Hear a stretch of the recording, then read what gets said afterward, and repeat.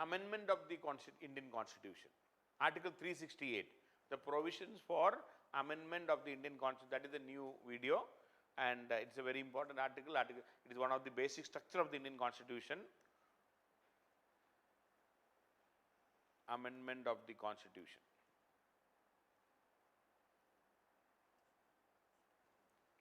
So, what do you mean by amendment? So, it is Article 360, sorry, Article 368, Article 368 of the Indian Constitution. See, if you look at the word amendment in a dictionary, especially Oxford Dictionary and all, it means minor alteration or addition to a document. So, amendment, true literal meaning and dictionary meaning is minor alteration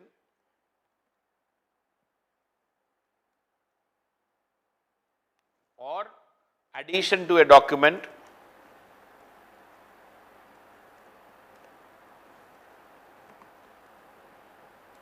Okay, so that is the meaning. So the amendment does not result in any substantial change in the existing provisions. Amendment means, or it will not result in, please remember, any amendment, the original meaning is will not result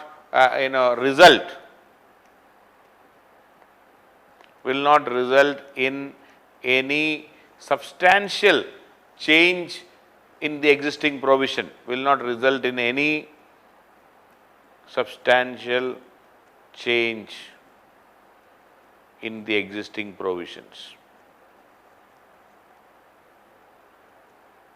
Will not result in any substantial change in the existing provisions. But that is the literal meaning of amendment.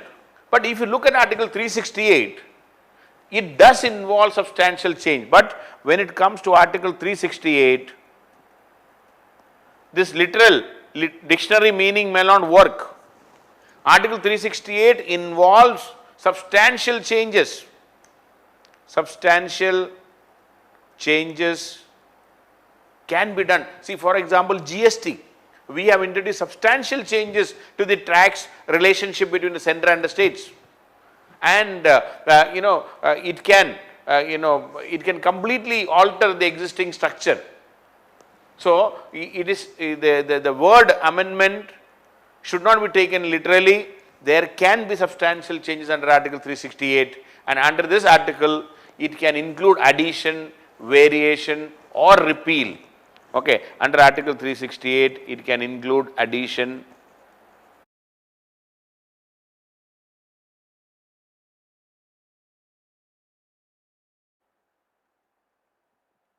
variation or repeal. Repeal means you can withdraw. Repeal of any provision of the Constitution.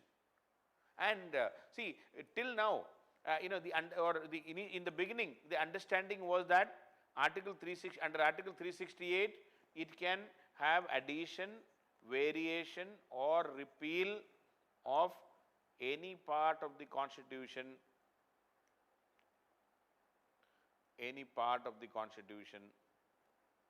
and this is done by the Parliament, and no restriction on the powers of the Parliament. This was the original understanding. No restriction of the powers of the Parliament.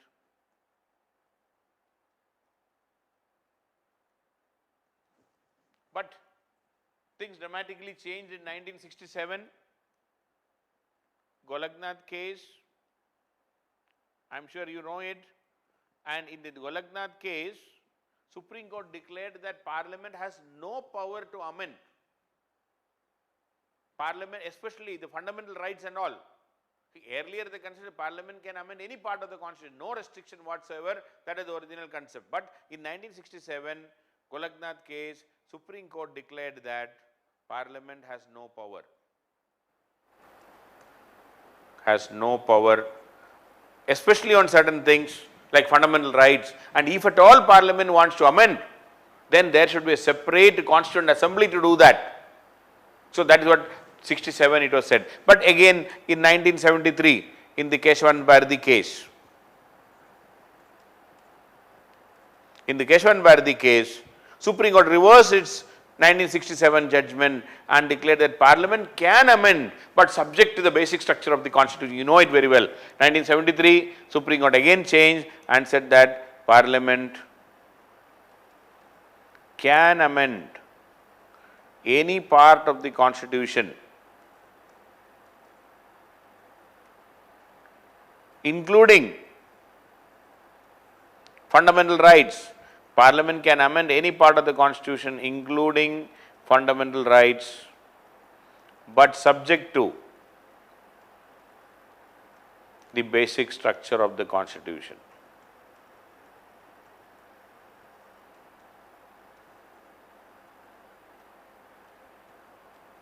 But subject to the basic structure of the Constitution.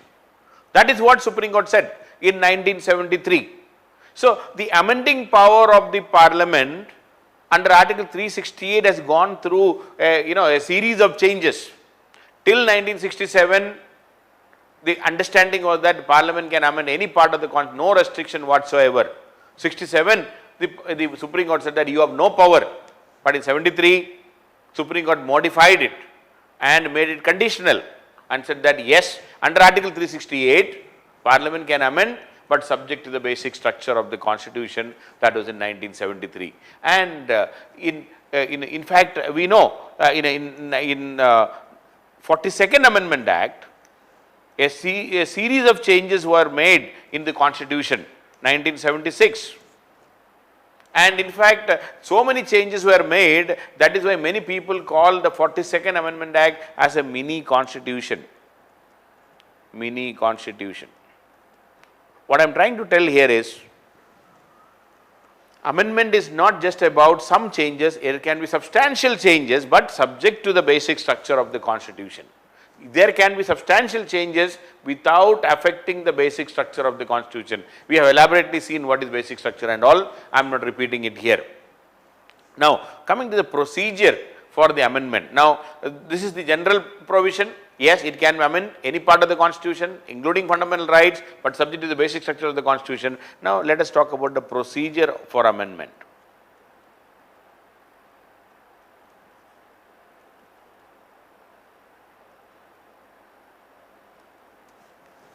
Procedure for amendment. And it is very clear that amendment, the amending power is vested with the legislature. The amending power, number one, the amending power is vested with the legislature, union legislature, that is Lok Sabha and Rajya Sabha. No separate body for constitutional amendment, no separate body for constitutional amendment in India,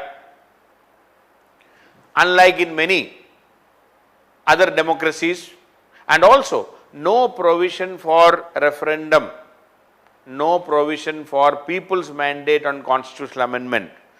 Very important, there is no provision in India, no provision for referendum or plebiscite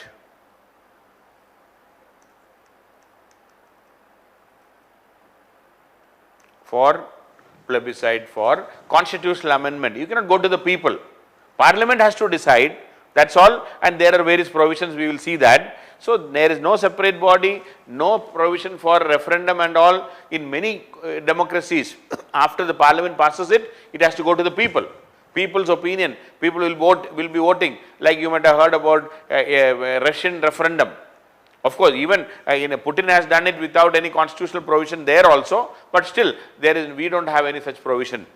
And then there are three ways of amending the Constitution, or rather three ways. One, certain provisions can be amended by a simple majority. Certain provisions of the Constitution can be amended by a simple majority.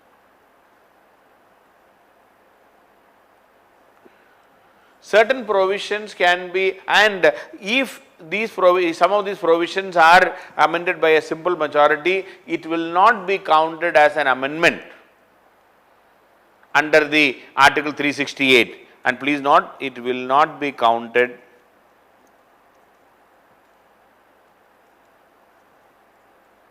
as an amendment under Article 368.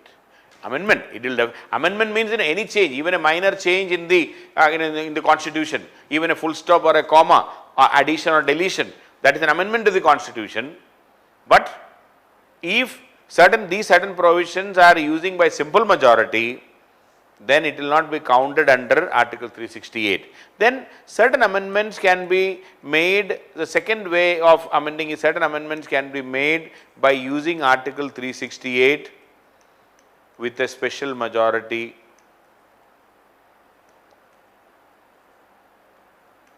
by Lok Sabha and Rajya Sabha.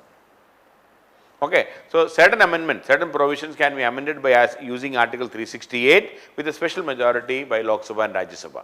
I will just come to that. And then a third one is the most stringent and the most difficult one to achieve, that is any amendment relating to federal matters. Amendment relating to federal matters where it affects the center state relation. That means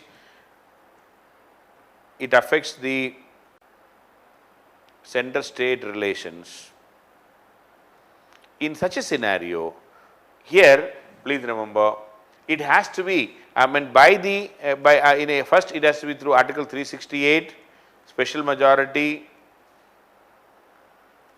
by Lok Sabha and Rajya Sabha plus special majority by Lok Sabha and Rajya Sabha plus 50% of the state legislatures should approve with a simple majority.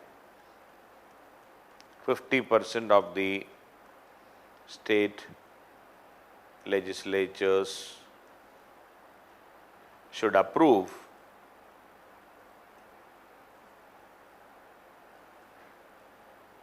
with a simple majority. Parliament should approve with a special majority, whereas 50% of the states should approve with a simple majority. See, right now we have 28 states in our country.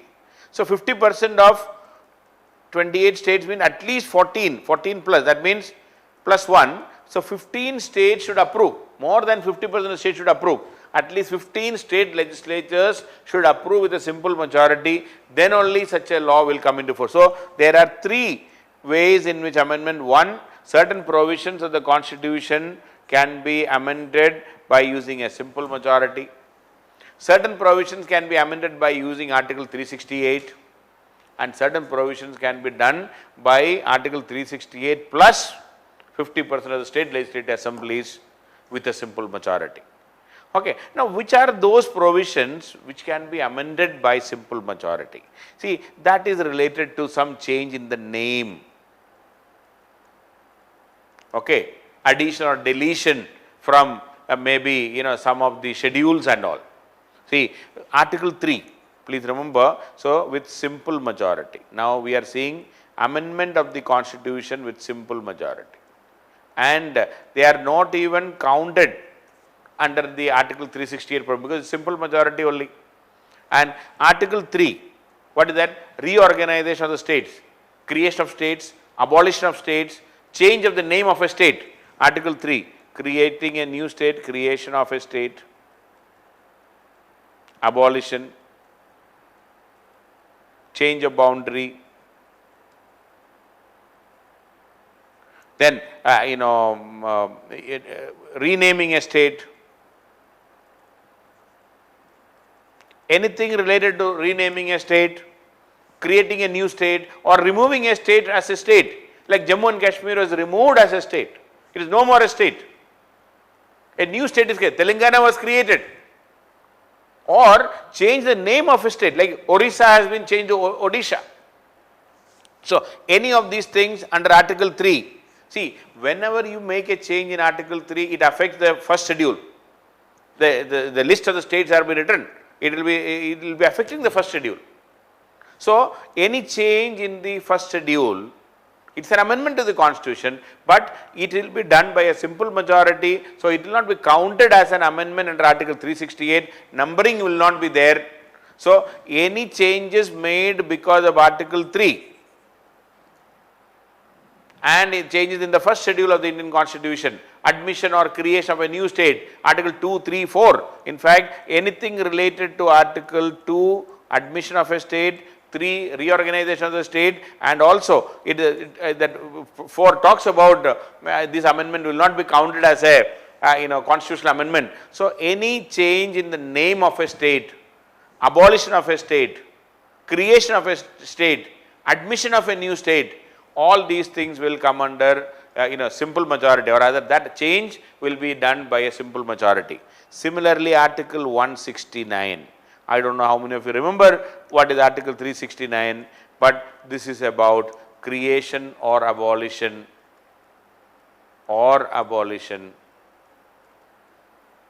of legislative councils.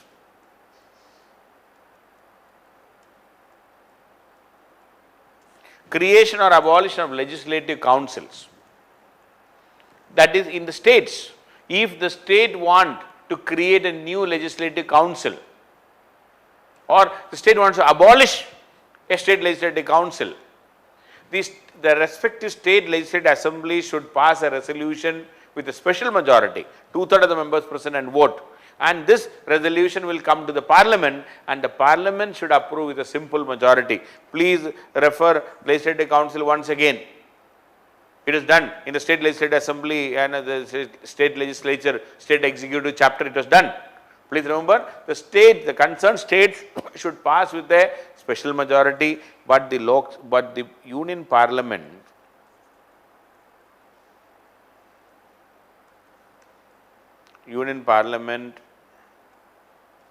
should pass the resolution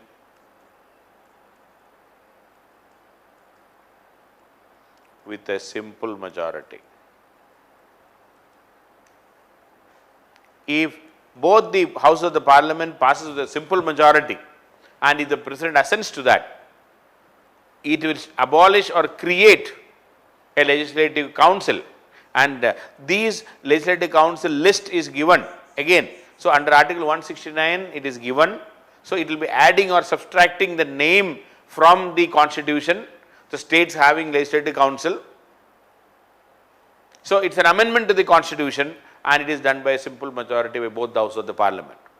Similarly, any change in the name of article, see in 240, please remember article 240 is related to the union territories. Union territories mentioned, the President of India for the safety, security and the good governance, can take appropriate action, and the union territories are clearly mentioned. So, any change in the union territories, the name of the union territory or the removal of a union territory and all, simple majority is sufficient. And similarly, another where in schedule 5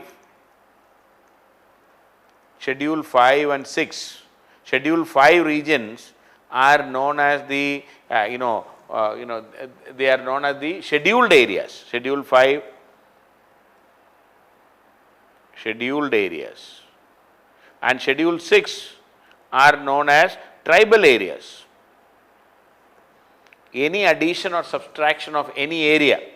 So, administration control of the scheduled areas of the 5th schedule and administration control of the tribal areas under the 6th schedule, any addition or subtraction into 5th schedule or 6th schedule, any addition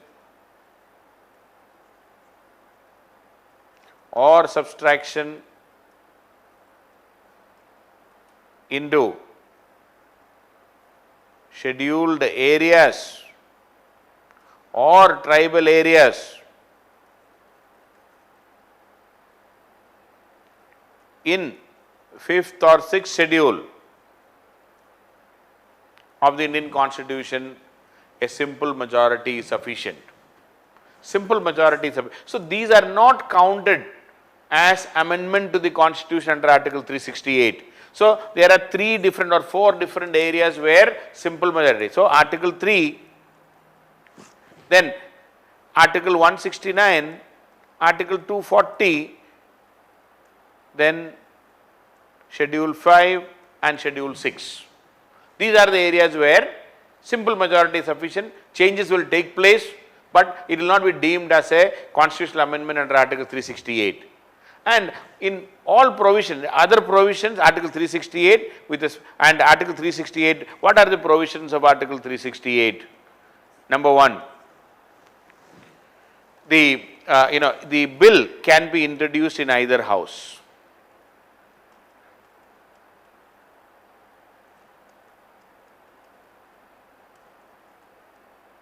The bill for constitutional amendment can be introduced in either house. This bill can be introduced even by a private member, Say constitutional amendment can be introduced even by a private member. No need for only the government should introduce. No need for only the ministers to introduce, even a private member can introduce. No prior recommendation of the president is required. No prior recommendation of the president is required. No prior recommendation of the president is required. So it's not that you need the approval of the the president is required. That means if the approval of the president is required, a prior recommendation of the president is required, means only the council of ministers can introduce. And once it is introduced, it has to be approved by both the houses of the parliament separately. Both the houses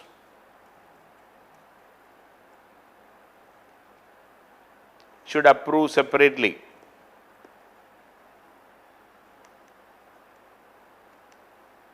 No joint sitting permitted. No joint sitting permitted.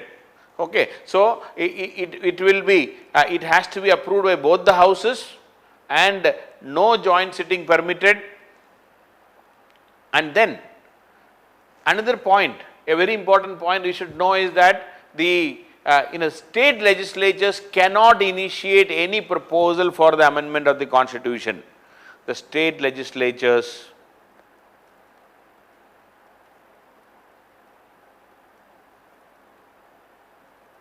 cannot initiate any proposal for amendment of the constitution. Cannot initiate any proposal for the amendment of the constitution.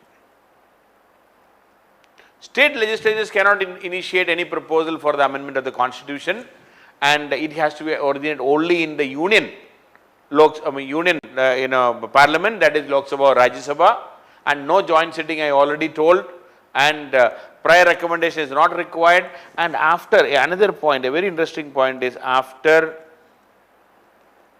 24th Amendment Act. Okay, in 1971, after 24th Amendment Act of 1971, it is mandatory, it is obligatory for the President of India to give his assent in constitutional amendments.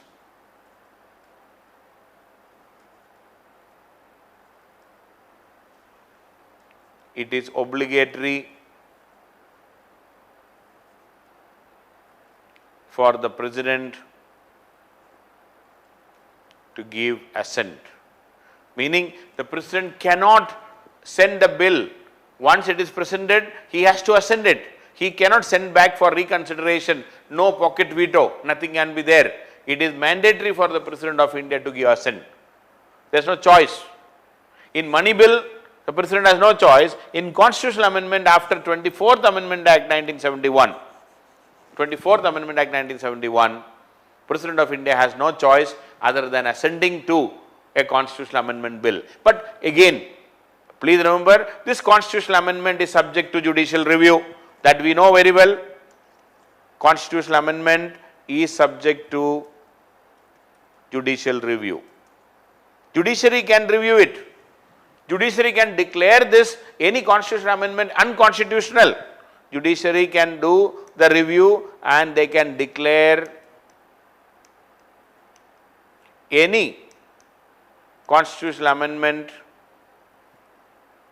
unconstitutional. It can declare it null and void. And so, no restriction on the judicial review. And Supreme Court has also come up with the theory of basic structure, whereby the Supreme Court will decide whether any amendment made to the Constitution is valid or not.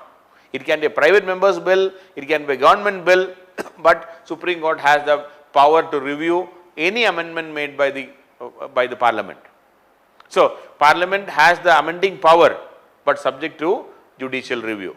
Now, another point, that is in general about the amendment of the Constitution. Now, coming to Article 368 plus 50%, the amendments which affect the federal, relations, where Article 368 plus 50% of the state legislatures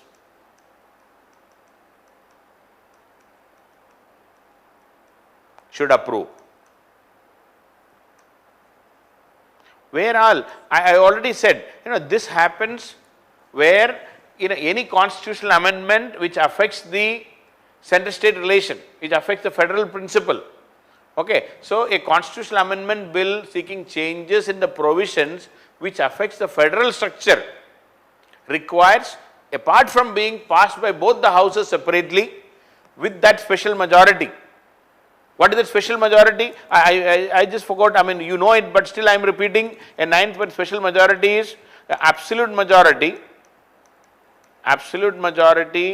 plus 2/3 of the members present and vote. 2/3 of the members present and vote.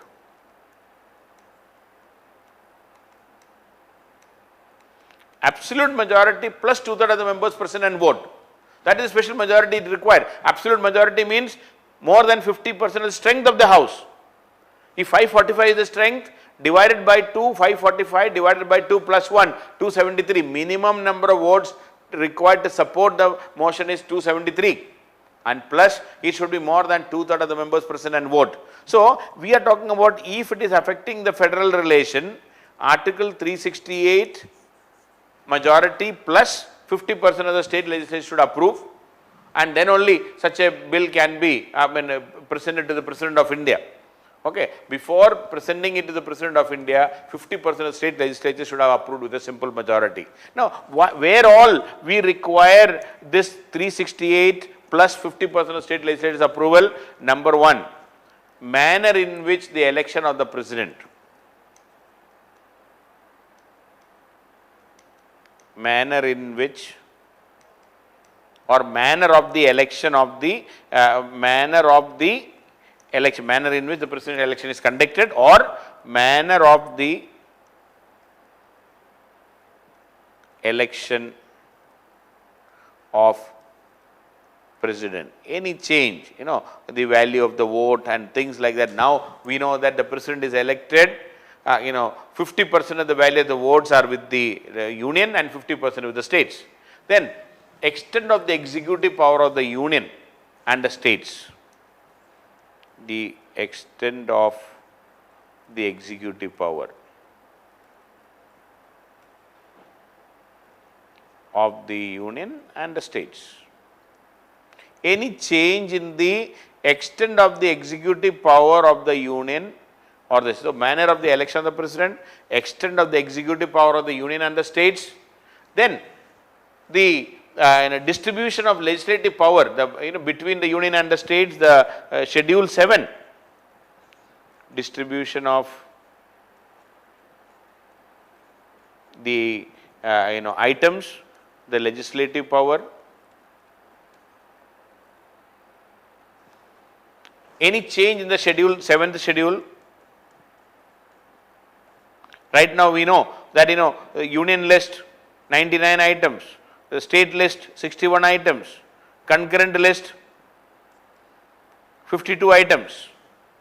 So these items, if there is a change, if you have to pick one from one list to the other, or creating a new list or a new provision, then in all these things you require the Article 368 plus approval by at least 50% of the states. Distribution of the legislative power, any change in the 7th schedule, and in the legislative power, in the judicial power, any change in the provisions of Supreme Court and High Court. Even Supreme Court and the High Court, any change, including the appointment of the judges, removal of the judges, any change, approval. See, when the National Judicial Appointment Commission was created, and it was approved by the 50% of the state legislative assembly, but subsequently Supreme Court declared it invalid, so that is possible. So any change in the Supreme Court and the High Court, and any change in the list I already said, and also any change in the representation of states in the parliament, especially the 4th schedule, any change in the representation of the states, especially in Rajya Sabha and all, the 4th schedule, any change in the representation of the states in parliament. We are not talking about a delimitation, we are talking about any change in the a manner in which represented states in the Rajya Sabha, the 4th schedule, any change in the 4th schedule, and also any change in the provisions of Article 368. Any change in the provisions of Article 368, any change in the provisions of Article 368.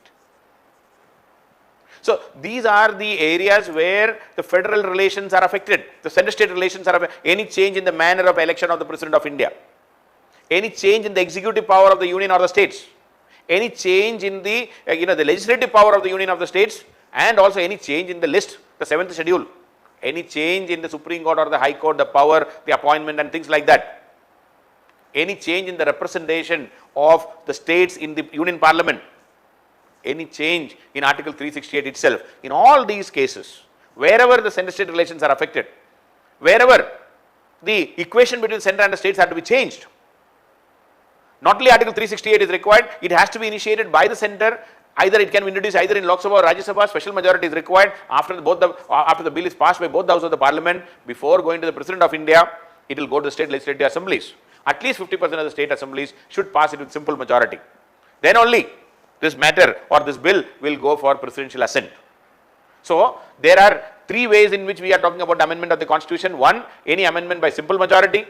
Number 2, most of the provisions are done by a special majority under Article 368. But in those areas where the federal relations are affected, then Article 368 plus 50% of the state legislative assembly should pass it with a simple majority. So all the 3 are there. So Indian constitution, the provisions of Article 368, we can say we have enough mechanism whereby it's a flexible constitution. The provisions are quite flexible. No need to create a separate constituent assembly for the amendment of the constitution. No need for any referendum from the people.